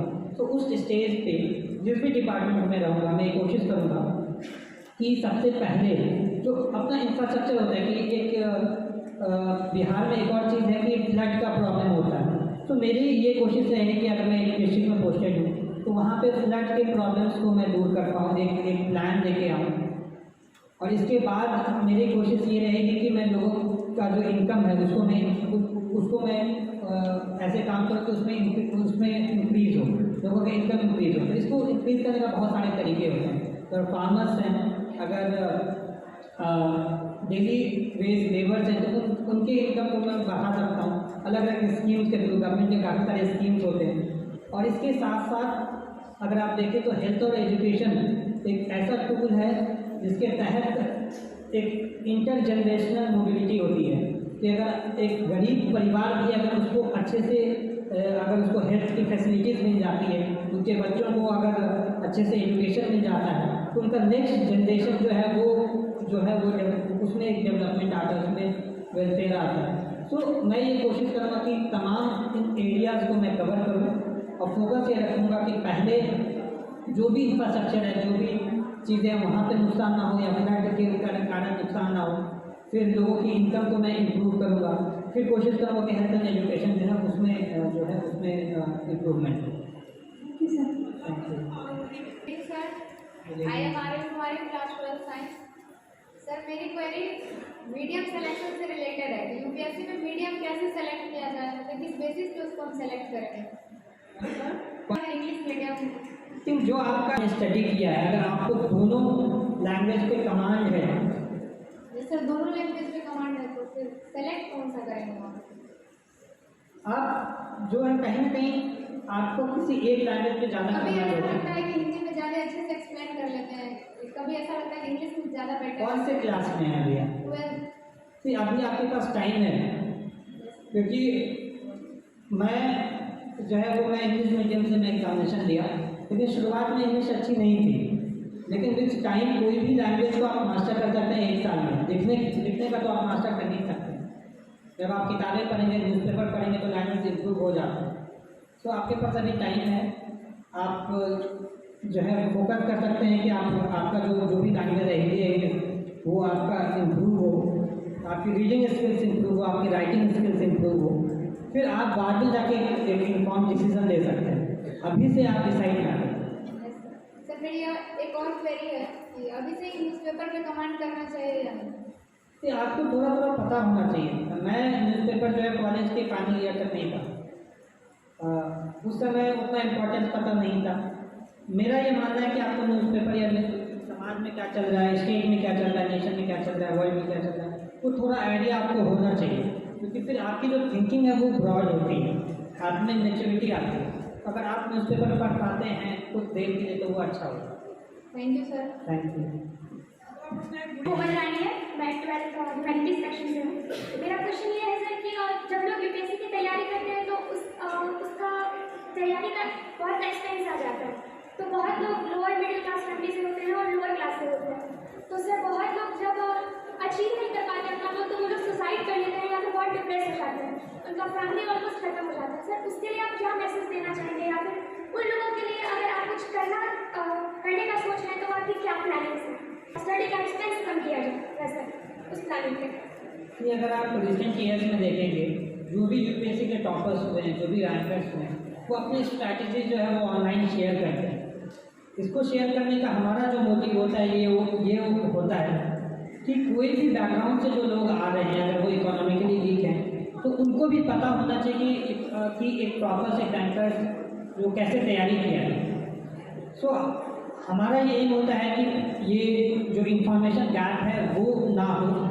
और आप यूट्यूब पे देखेंगे, आप बहुत सारे टॉपर्स अपना ब्लॉग लिखते हैं, टेलीग्राम चैनल होता है, तो वहाँ पे हम लोग अपना स्ट्रैटेजी, अपने नोट्स वगैरह शेयर करते हैं। इसके साथ साथ अगर आप रिसेंट ईयर्स में देखेंगे तो बहुत सारा सिलेक्शन जो होता है वो नॉन कोचिंग बैकग्राउंड के लोगों का भी होता है, एक छोटी जगह से भी होता है। तो क्योंकि जो रिसोर्सेज है यूपीएससी प्रिपरेशन के लिए, जो बुक्स हैं वो आपको अब ऑनलाइन जो है वो मिल जाती है। सारी एनसीईआरटीज आपको फ्री ऑफ कॉस्ट ऑनलाइन मिल जाता है। आपको जो भी मटेरियल है, जो भी करंट अफेयर्स से रिलेटेड कुछ मटेरियल है, वो भी आपको ऑनलाइन मिल जाता है। तो आपका पूरा कंटेंट ऑनलाइन मिल जाता है। जैसे कि 2020 में मैं वापस से जो प्रिपरेशन किया वो मेरा पूरा ऑनलाइन था। ऑनलाइन के माध्यम से, इंटरनेट के माध्यम से मैं अपना कंटेंट को इनरिच किया। फ्रेंड्स भी कोविड के टाइम पे दूर रह रहे थे, सो वीडियो कॉल के थ्रू हम लोगों को कोऑर्डिनेट करते थे। तो आई थिंक आप कोई भी बैकग्राउंड से आते हैं, किसी भी एरिया से आते हैं, अभी टेक्नोलॉजी के माध्यम से आप चीज़ों को जो है वो कवर कर सकते हैं, दूसरों के टच में रह सकते हैं, अच्छी प्लानिंग कर सकते हैं और प्रिपरेशन भी आप अच्छे से कर सकते हैं। और दूसरा जो आपका क्वेश्चन सुसाइड का, आई थिंक सुसाइड जो होता है तो उसका एक रीज़न है, वो मेंटल हेल्थ से रिलेटेड है। जब आप प्रिपरेशन करते हैं और आपको हताशा होती है और आपके पास सपोर्ट सिस्टम अच्छा नहीं होता, आपके फैमिली फ्रेंड से अच्छा सपोर्ट नहीं होता है, तब जाके कोई आदमी ये डिसीज़न लेता है। और बिलीव मी, बहुत सारे जो एस्पिरेंट हैं जो 3 अटेम्प्ट, 4 अटेम्प्ट, 5 अटेम्प्ट देते हैं, 4 साल 5 साल प्रिपरेशन करते हैं, उन सभी को मेंटल हेल्थ का प्रॉब्लम से गुजरना होता है, तो वहाँ पे बहुत ज़रूरी है कि आपका सपोर्ट सिस्टम अच्छा हो, आप निगेटिव फीलिंग से दूर रहें। और आप यकीन नहीं करेंगे, लोग IELTS ज्वाइन करने के बाद भी सुसाइड करते हैं। तो ये आपका जो सक्सेस और सुसाइड है उसमें कोई लिंकेज नहीं होता है। तो यहाँ पे आप कंसल्ट करें, आप थेरेपिस्ट से कंसल्ट करें, आप अपने प्रॉब्लम्स को फैमिली मेम्बर्स को बताएं, शेयर करें और कोशिश करें कि आप पॉजिटिव लोगों के साथ रहें ताकि आप में एक कॉन्फिडेंस, एक पॉजिटिव एनर्जी रहे। Thank you sir.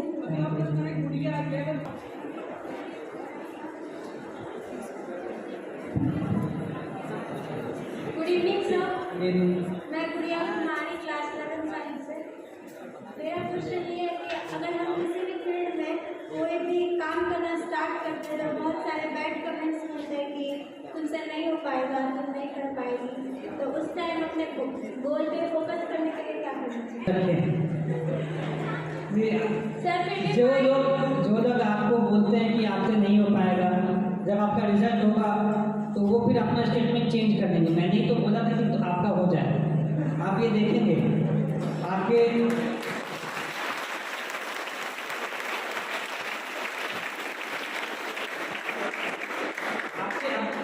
अपने ही लोग एक्सटेंडेड फैमिलीज में ही आप पे कमेंट करेंगे।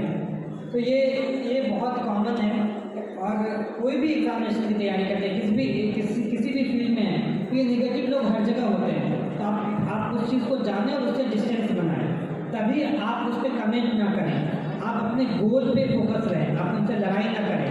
आप अपना एनर्जी जो है, अपना पूरा एनर्जी जो है एक जगह दें, और जब आपके एग्जामिनेशन क्लियर होगा तो वो फिर वो सब लोग जो वो मैटर ही नहीं करते। Okay, thank you. सर हम अपना नाम नहीं लिखवाना है, ठीक है, हम तो लेट से आते हैं, नहीं लिखवाना। सर मेरा क्वेश्चन ये है कि अगर कोई मतलब अगर एनडीए ज्वाइन करना चाहता है सर, और उसका हाइट जैसे कि रिक्वायरमेंट मेरा जैसे कि सर कम आ रहा है, सब कहता है कि हाइट रिक्वायरमेंट है ही नहीं, तो सोचना ही नहीं चाहिए सर। तो क्यों मतलब क्या करें सर, सडनली एम चेंज कर ले?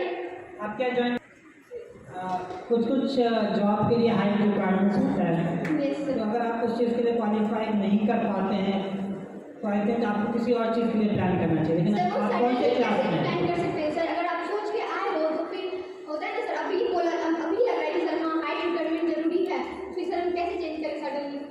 आप कौन से क्लास में? 12th science sir. अभी भी आपके पास टाइम है, आप अपना हाइट में इंक्रीज कर सकते हैं। वो तो हाइट से इंक्रीज कैसे हो सकता है? तो जो भी जैसे ये फिजिकल कंस्ट्रेंट जो है उसको आप चेंज नहीं कर सकते, तो आपकी रियलिटी है, सो उसको आप एक्सेप्ट करें और फिर आप किसी और जगह फोकस करें, क्योंकि ये आपके कंट्रोल में नहीं है। जो चीज़ आपके कंट्रोल में है उसको आप चेंज कर सकते हैं।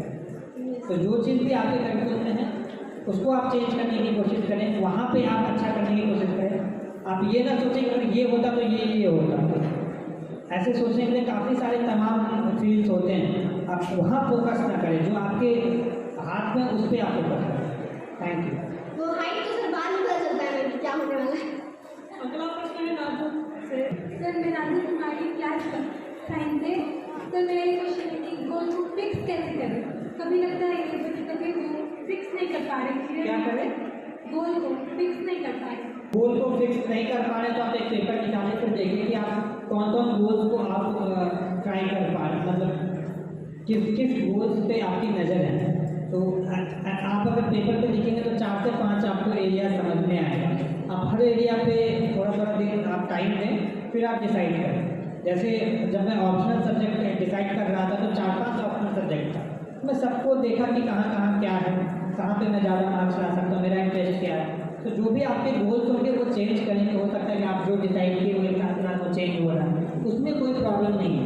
जो भी एक बार जब आप डिसीजन ले लेते हैं उसमें आप फिर 100% दें, फिर कोई रीज़न की वजह से अगर आप उसको चेंज कर रहे हैं तो आप किसी और गोल पे भी फोकस कर सकते हैं।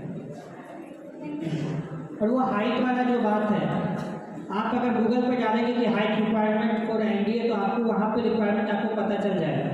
और फिर आप अपना हाइट को जो है वो नाप नहीं सकते हैं, घर पे नाप सकते हैं, किसी मेडिकल स्टोर में जाके नापवा सकते हैं, फिर आप डिसाइड कर सकते हैं। ठीक है, मेरा सवाल ये है कि आप अपने एम पे दृष्टिकोण कैसे बना रहे हैं? दृष्टिकोण कैसे बना रहे हैं? काफ़ी सारे तरीका है इसका करने का। जैसे मैं काफ़ी सारे टॉपर्स के टॉक्स देख करके मैं एक प्लानिंग किया। प्लानिंग में ये देखा कि मेंस के लिए बहुत ज़रूरी है कि कम से कम किताब पढ़ना। सो कम से कम सोर्स में पढ़ता था और बहुत ज़्यादा से ज़्यादा रिवीजन करता था। मेरे पास प्लानिंग अच्छी थी, लेकिन प्लानिंग में बार बार क्यों बोल रहा हूँ, जब आपके पास प्लानिंग अच्छा होगा तो आपको एम जो है वो आसान लगेगा कि अगर मैं ये सब चीज़ें कर लूँगा तो ये चीज़ जो है वो मैं अचीव कर सकता हूँ।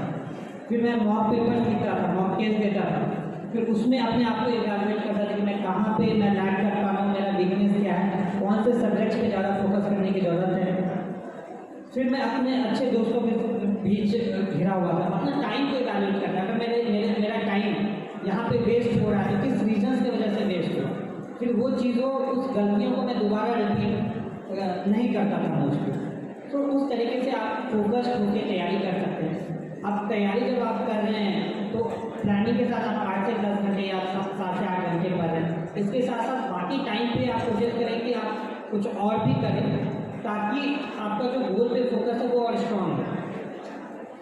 जैसे अगर आपको कुछ खेलना पसंद है तो आप 1 घंटा आप खेलने भी दे दें, तो उस टाइप से आप अपना टाइम को अच्छे से मैनेज कर सकते हैं, आप फोकस रहें।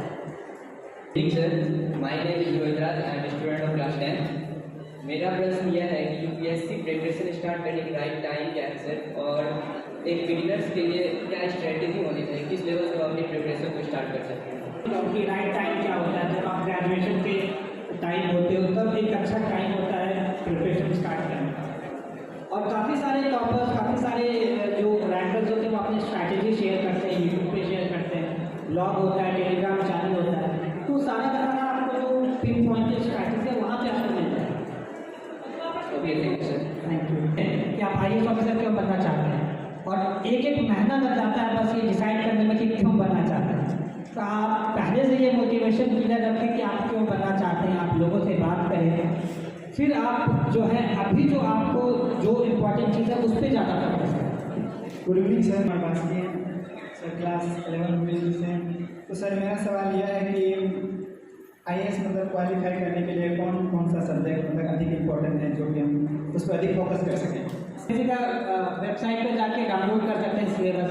History, geography, political science, governance, economy, सारे सब्जेक्ट्स होते हैं। तो ऑलमोस्ट जो भी चीज़ आप पढ़ रहे हैं, फिजिक्स, केमिस्ट्री, मैथ भी होता है, क्वालिफाइंग होता है, थोड़ा मैथ्स पूछते हैं, तो उसको छोड़ के जो भी सोशल साइंस के सब्जेक्ट्स हैं वो कहीं ना कहीं रिलेट करके क्वेश्चंस आते हैं।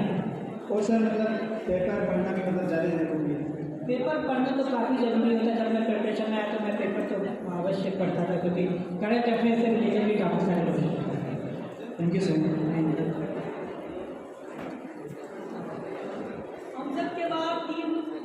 Good evening, sir. Amjad this side.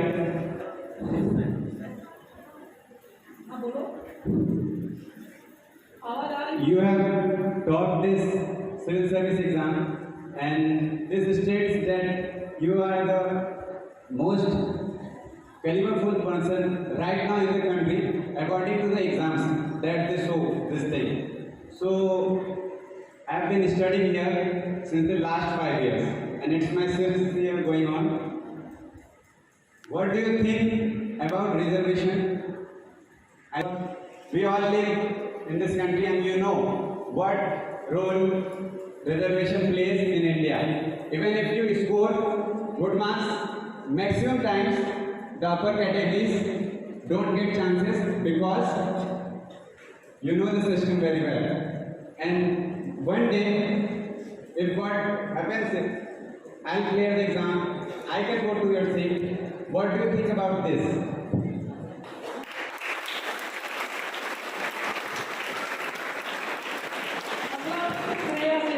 There are many positives and negatives of reservation. अगर आप कंट्री का हिस्ट्री जानते हैं, you know the history of the country. Yes, sir. You know, our country has gone through different phases, and many people, because of this journey, because of this history, they have suffered. And reservation also, see, reservation is not only now given based on your economic and education background, but also on social and economic, but also on economic. तो काफ़ी सारे reasons होते हैं कि आप socially if you are backward, educationally if you are backward, economically if you are backward, there are many parameters because of that reservation is given. And my opinion is that if it is given to a right people, if it is given to right those who need it, because it matters कि आप कहाँ से education किया है. If somebody has done education from a good institution, somebody doesn't have that kind of resources, तो उनका कहीं ना कहीं उनको एक सपोर्ट की जरूरत होती है. So the aim of reservation is to give that hand-holding support to those who doesn't got that opportunity, to provide equal opportunity. But कहीं ना कहीं there are issues with regards to the implementation. So हमें कोशिश करनी चाहिए कि सही जगह पे जाए, सही लोगों को उसके बेनिफिट्स उठा पाए. Shreya, thank you. सर, मैं Shreya from class 12 science. Sir, मेरा क्वेश्चन है एग्जाम का डर अपने मन से हटाने के लिए खुद को सेल्फ मोटिवेट कैसे करें? तरीके हैं. वैसे डर होंगे, लेकिन अगर आपके पास ये मैं बता चुका हूँ कि अगर आपके पास प्लानिंग अच्छी होगी, अगर आप प्रैक्टिस पहले कर लिए हैं अपने रूम में, तो आपको एग्जामिनेशन में कम डर लगेगा. तो मैं क्या करता था कि जो भी एग्जामिनेशन में जो भी क्वेश्चंस आते हैं, प्रोग्रामिंग क्वेश्चंस आते हैं, उसको मैं अच्छे से प्रैक्टिस अपने रूम पे कर लेता था कि इतने सारे क्वेश्चन हैं, इसी पैटर्न पे क्वेश्चन आएगा. अगर आप कोई भी सब्जेक्ट उठा लें, even for class 12, previous year question से अगर निकाल लेंगे तो you can see the pattern कि कहाँ से क्वेश्चन आ रहे हैं, किस एरिया से आ रहे हैं. अगर आप क्वेश्चन बैंक बनाते हैं तो 150-200 से ज़्यादा क्वेश्चन कोई भी सब्जेक्ट में नहीं होगा. तो उस क्वेश्चन को मैं घर पे पढ़ लेता था, उसको प्रैक्टिस कर लेता था. तो फिर एग्जामिनेशन में फिर वहीं से उसी एरिया से अगर क्वेश्चन आएगा तो आपको एक मोटिवेशन, एक आप कॉन्फिडेंट फील करेंगे. सबसे पहले मैं आपको कॉन्ग्रेट करना चाहूँगी. मैं सुकृति कुमारी कक्षा 12वीं की छात्रा हूँ. मेरा सवाल आपसे ये है, जब आपका फर्स्ट अटेम्प्ट भी क्लियर हो गया था तो आपने सेकेंड अटेम्प्ट के बारे में क्यों सोचा? और आपका फर्स्ट अटेम्प्ट में 290 रैंक था और सेकेंड अटेम्प्ट में फर्स्ट रैंक, तो आपने अपने आप को कितना इम्प्रूव किया? एक्चुअली मैं देखो तो वो मेरा सेकेंड अटेम्प्ट था, मैं आई गॉट 298 रैंक. लेकिन विथ प्रिपरेशन सीरियस, क्योंकि 2018 में मैं ग्रेजुएट हुआ, तो वो मेरा वो सीरियस फर्स्ट अटेम्प्ट था. तो वहाँ पे ये था कि मेरे पास टाइम थोड़ा कम था, तो 1 साल का जो 1-1.5 साल का जो प्रिपरेशन है उसमें मैं तैयार किया था और मैं ऑप्शनल सब्जेक्ट को अच्छे से प्रिपेयर नहीं कर पाया था. तो दोबारा से देने का ये मोटिवेशन था कि मुझे IAS नहीं मिला था. मैं इंडियन डिफेंस अकाउंट सर्विस में था. जो UPSC सिविल सर्विसेज की जो एग्जामिनेशन होती है, ओवरऑल सिलेक्शन 400 से 800 होता है, लेकिन ओवरऑल सर्विसेज में 17 से 18 सर्विसेज हैं. IAS के अलावा IPS है, फॉरेन सर्विस है, ऑडिट एंड अकाउंट सर्विस होती है, सिविल अकाउंट, डिफेंस अकाउंट, अगर चाहेंगे पोस्टल टेलीकॉम, काफ़ी सारी सर्विसेज हैं. अदर जो सेंट्रल ग्रुप बेस्ड सर्विसेज होती है. तो मेरा जो मोटिवेशन था वो IAS ज्वाइन करने का था, तो मैं वो उस एम को फुलफिल नहीं कर पाया था. उसी वजह से ये मोटिवेशन रहा कि मैं दोबारा बैठूँ. और चूँकि मेरे पास थोड़ा टाइम था, मैं अपना ऑप्शनल सब्जेक्ट को अच्छे से पढ़ पाया, तो रैंक इम्प्रूवमेंट जो है वो हुआ. कोई भी एस्पिरेंट नहीं सोच सकता कि वो टॉप करेगा. मेरा ये एम था कि मैं टॉप 70 में आऊँ ताकि मुझे IAS मिल जाए. Good evening sir. First of all congratulation sir. Sir, मेरा नाम नसीमा है, क्लास 12 साइंस से. सर, मैं आपसे ये पूछना चाहती हूँ कि सर किसी भी स्टूडेंट का सर जैसे कोई बड़ा गोल है, तो सर उस गोल को अचीव करने के लिए सर बस हार्ड वर्क या स्टडी तो मैटर नहीं करता है, जैसे फैमिली सपोर्ट, मनी, फैमिली का परमिशन भी चाहिए. सर, आफ्टर 12 बहुत सारे ट्राई करते हैं सर बाहर जाके पढ़ने का, तो सर जनरली लोअर एरिया में गर्ल्स को सर अलाउ नहीं करते बाहर जाने के लिए. सर तो क्या करना चाहिए, मतलब अपना गोल चेंज कर दे या फिर सर उसी लोअर एरिया में रहते कैसे मेंटेन करें सर? जब आप पढ़ाई लगते हैं काफ़ी सारे कंस्ट्रेंट्स आएंगे. जैसे आप अपने केस में बताया कि गर्ल्स को बाहर जाने नहीं देते, तो वहाँ पे ज़रूरी है कि आप अपने पेरेंट्स को कन्विंस करें क्यों आपके लिए ज़रूरी है बाहर जाना, किसी सिटी में जाना प्रिपरेशन के लिए. आप एग्जांपल्स दें अपने पेरेंट्स को, उनसे अच्छे से बात करें, तो बताएं कि आप जो है वो फोकस होकर तैयारी करेंगे. फिर अगर आप इकोनॉमिकली अगर सपोर्ट नहीं है तो आप घर पे रह के भी तैयारी कर सकते हो. ऑनलाइन आप इंटरनेट के माध्यम से आप डाउनलोड कर सकते हैं रिसोर्सेज को. स्ट्रैटेजी जो है वो ऑनलाइन अवेलेबल है, गाइडेंस ऑनलाइन अवेलेबल है, बहुत सारे फ्री रिसोर्सेज हैं. तो इन जो भी आपका प्रॉब्लम है उसका आप कोशिश करेंगे उसका आप सॉल्यूशन जो है आप जो है लेके आएँ. और अपने पेरेंट्स से बात करें, आपको कन्विंस करने की कोशिश करें। अंतिम प्रश्न सर हमारे school captain Anuj Kumar. Sir मेरा क्वेश्चन ये है कि जब भी आप प्रिपरेशन के दौरान डिमोटिवेट होते थे तो फिर उसको ओवरकम करने के लिए मतलब क्या क्या करते थे तो फिर आप मोटिवेट होते थे और फिर अपना कॉन्फिडेंसली अपना प्रिपरेशन जारी रखा? अगर मैं अपने केस में जैसे मुझे उतना मूवीज़ देखना उतना पसंद नहीं है, तो मैं क्या करता था कि मैं मोटिवेशनल टॉक्स सुनता था। कुछ बड़े पर्सनैलिटी हैं उनका आपको यूट्यूब पे टॉक्स मिल जाते हैं। फिर प्रीवियस ईयर के जो टॉपर्स हैं उनके टॉक्स होते थे। फिर मैं काफ़ी सारे बहुत से वीडियोज़ देखता था जहाँ पे मुझे जो है अपने स्टेट के बारे में, अपने कंट्री के बारे में पता चलता था। फिर एक मोटिवेशन आता था कि मुझे इस एग्ज़ाम को क्यों क्लियर करना। काफ़ी सारे एरियाज हैं जहाँ पे मैं वर्क कर सकता था। सो इसी तरीके से जो अपने आप को मोटिवेट, अपने पापा मम्मी से बात करता था, वहाँ से इक्वालिटी में नहीं मिलती थी। सो काफ़ी सारे तरीके हैं। फिर मुझे जो है रात में निकलना भी है, मुझे किसी और सिटी में मेरा प्रोग्राम है, और जो भी देखिए आपका जो भी क्वेश्चन है मैं कोशिश करूँ उसको कवर करूँ। अब क्वेश्चन जो है वो रिपीट भी हो रहे हैं, आप ध्यान से सुनेंगे तो काफ़ी सारे जो मोटिवेशन का है, प्रिपरेशन का है, अभी क्या करना चाहिए, सारा चीज़ मैं कोशिश करूँ कवर करने का। हमारे पास लिमिटेड टाइम है, तो मैं एक और लास्ट क्वेश्चन मैं अभी दूँगा, तो आप एक लास्ट क्वेश्चन पूछें, उसके बाद प्रोग्राम भैया मेरा क्वेश्चन है कि कभी कभी लगता है कि इंटरेस्ट इस सब्जेक्ट में है, लेकिन किसी आइडियल पर्सन से मिलते हैं तो लगता है कि हम मतलब ड्रीम चेंज करने का, लगता है कि मेरे पोटेंशियल है, हम ये कर सकते हैं, तो अपने ड्रीम के पीछे जाएं या इंटरेस्ट पर ध्यान दें? अगर आप अच्छे से अपने इंटरेस्ट को जानते हैं, आप खुद को जानते हैं, तो आपका ड्रीम और इंटरेस्ट दोनों अलाइन होगा कि जो आपके इंटरेस्ट होंगे उसी में आपका ड्रीम होगा। अगर आप कुछ टाइम के लिए लगता है कि नहीं ये फील्ड अच्छा है, कि आप किसी आदमी से मिल गए उस फील्ड से, तो ऐसा लग सकता है कि वो टेम्प्रेरी होता है जनरली। जो आपका इंटरेस्ट है, जो आपका ड्रीम है, वो परमानेंट होता है। उस चीज़ को जानने की कोशिश करें। ये बहुत कॉमन है कि शुरुआत के सालों में जब आप स्कूल में हैं, कॉलेज में हैं, तो आपको लगेगा कि इस फील्ड में अच्छा होगा, इस फील्ड में अच्छा होगा, इस फील्ड में अच्छा, तो आप हर फील्ड को थोड़ा थोड़ा एक्सप्लोर कर सकते हैं। तो आप देख सकते हैं, आप उसके बारे में किताबें पढ़ सकते हैं, आप वीडियोज़ देख सकते हैं, उस एरिया में काम करके देख सकते हैं। तो यूपीएससी में भी, सिविल सर्विसेज में भी आप देखेंगे तो बहुत सारे ऐसे लोग हैं जो अलग अलग एरिया में काम करके भी सब वापस आते हैं, सिविल सर्विसेज को ज्वाइन करते हैं, आते हैं। क्यों? क्योंकि उनको शुरुआत में उनको लगा कि उस एरिया में उनके लिए अच्छा है, फिर कहीं ना कहीं उन्हें रियलाइजेशन हुआ कि नहीं उनका इंटरेस्ट इधर है। तो ये रियलाइजेशन आपको लाइफ में किसी भी स्टेज पे हो सकता है। आप कोशिश करें कि आप खुद को अच्छे से जानें, और जब आपका इंटरेस्ट और ड्रीम अलाइन होगा तब आप अच्छे से जो है आप प्रिपरेशन कर सकते हैं, आप हार्ड वर्क कर सकते हैं। बहुत बहुत धन्यवाद। इससे अधिक प्रश्न पूछे गए विद्यार्थियों के द्वारा, आपने अत्यंत सरलता से इनके उत्तर दिए। अब मैं विद्यालय के वरिष्ठ शिक्षक श्री संजय सर से निवेदन करूँगा कि वो धन्यवाद दे सकता।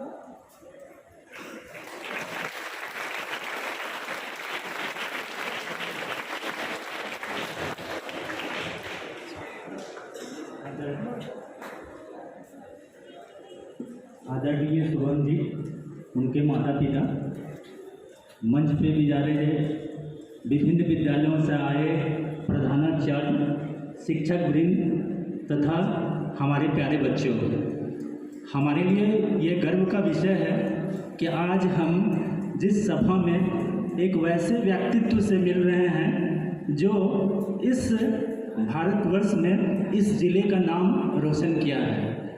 मैं तहे दिल से उनको धन्यवाद देता हूँ और उनके माता पिता को भी धन्यवाद देता हूँ, क्योंकि उनके माता पिता के बदौलत ही आज जो है इस ज़िले का नाम जो है पूरे भारतवर्ष में रोशन हो रहा है और सुर्खियों में है। जहाँ तक एक यूपीएससी कंप्लीट करने की बात है, तो ये अंग्रेज़ के ज़माने से ही एक क्रेज का विषय रहा है। ये एक ऐसा क्रेज है कि हर एक आदमी जो कि पढ़ाई के फील्ड में है उसके मन में ये बात आती है कि हम जो है एक आईएएस बने, और आईएएस बनने के लिए अभी शुभम जी ने हम लोगों को जो टिप्स दिया है वो टिप्स पे अगर हम अमल करेंगे तो हम भी जिस जगह पे आज वो बैठे हैं उस जगह पे आप भी बैठ सकते हैं। आप आपके और उनके बीच में फासला बहुत ज़्यादा दूर नहीं है, सिर्फ एक ही फासला है, वो डिटर्मिनेशन का है। अगर आप डिटरमाइन हैं, आपके पास एक अच्छा प्लानिंग है और आप एक अच्छा प्लेटफॉर्म को पहले पकड़िए। जैसा कि बताया इन्होंने कि एक प्लानिंग होना चाहिए। जैसा कि क्लास 10th में पढ़ रहे हैं, 12 में पढ़ रहे हैं, तो कुछ ना कुछ प्लानिंग तो होना चाहिए ना कि हमको क्या करना है, और उसको करने के लिए एक प्लेटफॉर्म को पकड़ना है। जैसे इन्होंने IIT में प्लेटफॉर्म पकड़ा, एक अच्छा कॉलेज पकड़ा, एक अच्छा सर्किल बनाया। तो अगर हम भी वैसा करेंगे कि एक अच्छा प्लानिंग लेंगे, और प्लानिंग तो होना ही चाहिए, बिना प्लानिंग का कोई लाइफ नहीं है। लाइफ में हर एक जगह प्लानिंग है। एक अच्छी नौकरी में प्लानिंग होना चाहिए, एक अच्छा नौकरी पाने के लिए प्लानिंग होना चाहिए, और फिर उस प्लान पे वर्क होना चाहिए। तो इन्होंने यही टिप्स दिया है कि प्लानिंग होना चाहिए और उसके बाद एक प्लेटफॉर्म होना चाहिए, और उसके बाद जो डिटर्मिनेशन है उस पर हमको आगे बढ़ते रहना चाहिए। तो अगर हम लोग इनकी बातों को ध्यान से सुने हैं तो ये हमारे लिए एक बहुत बड़ा अचीवमेंट है। मैं प्राचार्य महोदय को भी धन्यवाद देना चाहता हूँ, इसलिए कि प्राचार्य महोदय ने ऐसे कार्यक्रमों का आयोजन किया है कि जिससे जो है ये हमारे बच्चे के लिए एक बहुत बड़ा जो है एक अचीवमेंट है कि बच्चे किस तरह से लाभान्वित हों, इसके बारे में वो सोचते रहते हैं। और विगत दिनों से मैंने कुछ कार्यक्रम को देखा, जिस कार्यक्रम में मुझे लगा कि सर का सोच जो है ऐसा है कि अगर बच्चे थोड़ा बहुत भी अगर उनसे प्रभावित होंगे तो ज़रूर बच्चे आगे कुछ ना कुछ करेंगे। तो इस सोच के लिए मैं अपने प्राचार्य को धन्यवाद देता हूँ। यहाँ पे जितने भी प्राचार्य हमारे अगल बगल के विद्यालय से अपना बहुमूल्य समय निकाल के लाभान्वित होने के लिए आए हैं, उनको भी मैं धन्यवाद देता हूँ।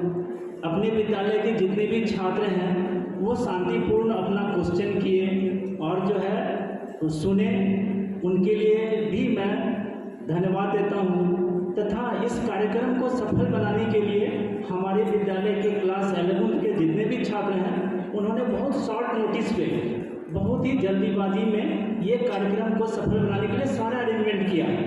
इसके लिए भी मैं उनको धन्यवाद देता हूँ। तथा इस कार्यक्रम को प्रत्यक्ष और अप्रत्यक्ष रूप से जिन लोगों ने भी सहायता की है, मैं उनको विद्यालय प्रशासन की ओर से धन्यवाद देता हूँ। Thank you.